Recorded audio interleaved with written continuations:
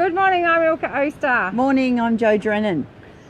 I remember when the kids were small and I was running around trying to get them somewhere, and I realised thinking about making this video that there was always a sense of urgency.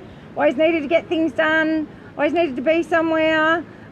What the kids just kind of had to learn to get into the same habit that I had, and if things went wrong along the way, I would often kind of coerce them and get angry at them and any way I could to actually make sure that we were on time for something. This is it. It's pretty much 24 hours, isn't it? Aside from when you're sleeping. Yeah, like we sleep sometimes. Need to do something to calm down and regain energy. But they do, they learn that from us, don't they? Yeah. And there is a psychologist that we follow called Dr. Shafali. She works with parents a lot, and we agree with everything that she talks about. She's an amazing lady. She says, I was listening to an interview and she was talking to a parent, and they were getting really bothered by their child not getting ready to go somewhere fast. And she said, well, you should go away and meditate on why that bothers you, and then go back to the child. And I was like, oh wow, that's a really, really radical idea. But I thought back to when my kids were small and how much I valued making sure they were on time. I thought that would make them good people if they were on time all the time, if they learnt this thing. Much more important than their emotions. Yeah, definitely. Yeah, and your own. Yeah, so definitely more important than my own. So what if you could just for one time in a 24-hour period, just step back and look at your own emotions in a situation when you're rushing with the kids, and try to understand what's going on within you. Yeah, and are you going into fight mode mostly? Are you going into freeze? Are you going into flee? You just want to escape the situation. Even to look at that and understand that is our mowing man.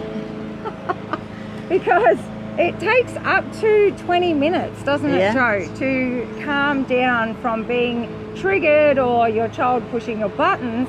So that's a really long time. Well, the blood flows away from the critical thinking part of the brain. Yeah. So it is a long time, but we can shorten that time if we use awareness of what we're doing and an ability to perhaps not even physically step away from the child. Obviously, depending on their age, you may not be able to do that. Yeah. But to look inside.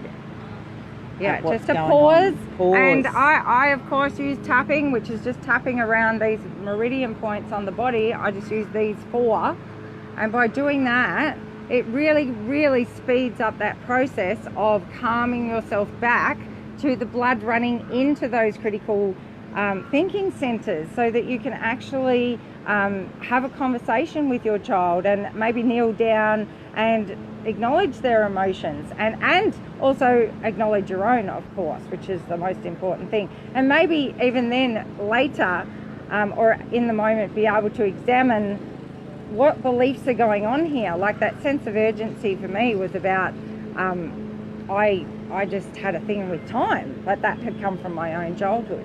So really, how important was it though? Most days probably not that important.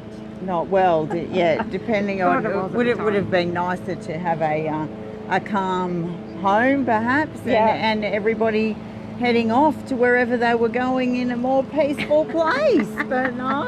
And if we were late, really, these are some of the things to think about. Could you be late? What's more important? Yeah, what's more important? Yeah. That's it. Yeah, with things to ponder.